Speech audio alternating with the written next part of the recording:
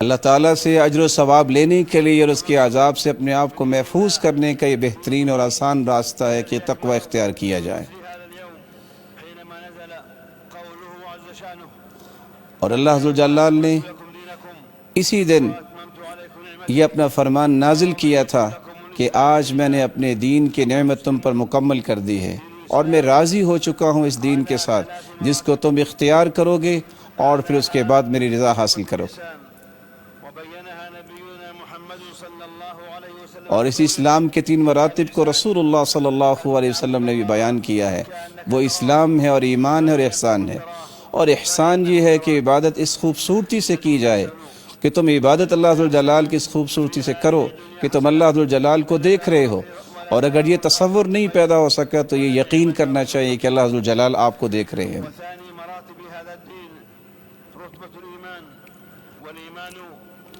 ایمان کا ایک مرتبہ تو یہ تھا، اور دوسرا مرتبہ ایمان بھی ہے کہ انسان جہاں زبان سے اقرار کرتا ہے دل سے تصدیق بھی کرے اور پھر عمل سے یہ ثابت کرے کہ میں واقعتاً اپنے رب کے ساتھ ایمان رکھتا ہوں۔ رسول اللہ صلی اللہ علیہ وسلم نے اسے فرمایا تھا کہ 60 سے زیادہ یا 70 سے زیادہ ایمان کے حصے ہیں، ان میں سے سب سے ادنا یہ ہے کہ انسان راستے سے برائی یا تکلیف دہ چیز کو دور کرے، اور افضل یہ ہے کہ لا الہ الا اللہ اور اس کے تقاضوں کو پورا کرے۔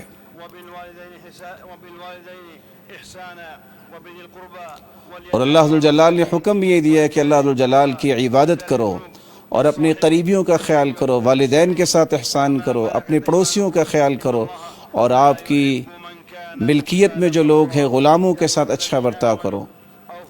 اور اللہ عز و جلال کا یہ بھی فرمان ہے کہ ایمان والو اپنے کیے گئے وعدوں کو پورا کرو۔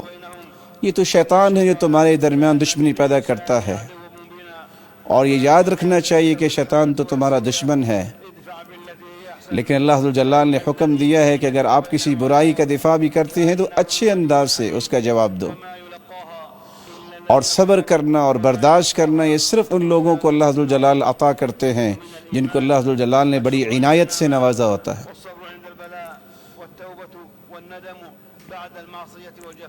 اور یہی ایک ایمان ہے کہ انسان اپنی تکلیفوں پہ صبر کرے اور پھر اس مصیبت کے بعد اللہ عز و جلال کے فیصلوں پر راضی ہو جائے۔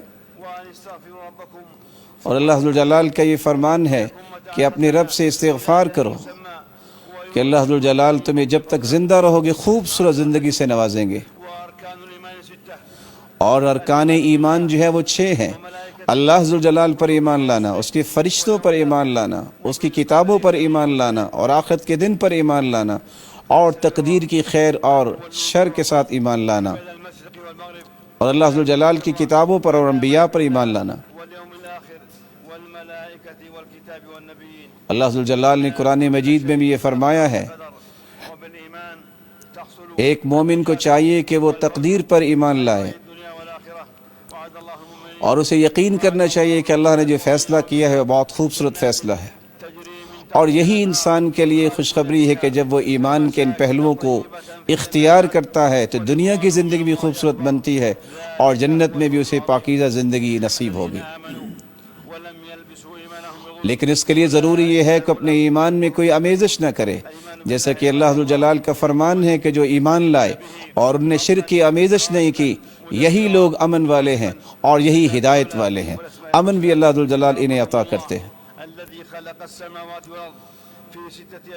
وہی مالک الملک ہے پوری کائنات کے، جس کی توحید کو خالص کرنا ہے، جس نے 7 آسمانوں کو بنایا اور زمینوں کو بنایا۔ دن رات کا نظام بھی اسی کے ہاتھ میں ہے، اور ساری کی ساری دنیا کے معاملات اسی کے ہاتھ میں ہیں، اور اسی کا ہی فیصلہ نافذ ہوگا، اسی کا امر ہی نافذ ہوتا ہے۔ اس کو پکارو تم جلوتوں میں بھی اور خلوتوں میں بھی، آہستہ بھی اور بلند آواز سے بھی۔ اور یاد رکھنا چاہیے کہ اللہ فساد کو پسند نہیں کرتے، اور یہ بھی یاد رہنا چاہیے کہ اللہ عز و جلال نے جنت قریب کی ہے تو ان لوگوں کے لیے جو احسان کو اختیار کرنے والے ہیں۔ اور اللہ عز و جلال نے فرشتے تو ایسے بنائے ہیں جو اللہ عز و جلال کے ہر امر کو پورا کرتے ہیں اور کبھی بھی نافرمانی اللہ عز و جلال کی نہیں کرتے، اور صبح و شام اللہ عز و جلال کی تسبیح بیان کرتے ہیں، اور اللہ عز و جلال کی تعریف ہی کرنے میں وہ سعادت سمجھتے ہیں۔ اور ایک مومن کی ذمہ داری ہے کہ ایک مومن ان کتابوں پر ایمان لائے جو اللہ عز وجل نے انبیاء اور رسل پر نازل فرمائے.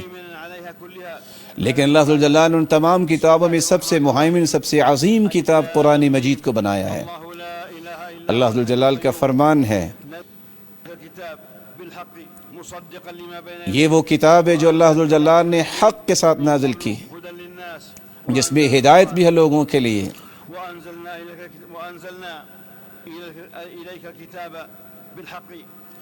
اور اللہ عز وجل نے اس کتاب کو حق کے ساتھ نازل کیا ہے جو تصدیق کرنے والی ہے اس سے پہلی کتابوں میں جو کچھ اللہ نے اتارا.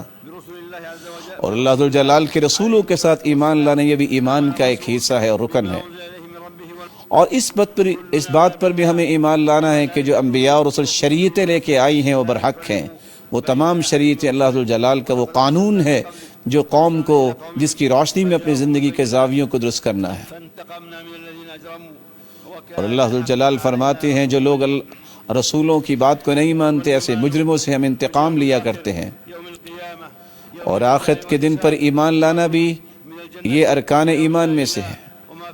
اور آخرت کے ایمان لانے کا معنی یہ ہے کہ ہمیں اس بات پر بھی ایمان لانا چاہیے کہ اللہ نے جنت تیار کی ہے مومنوں کے لیے اور جہنم تیار کی ہے کافروں کے لیے.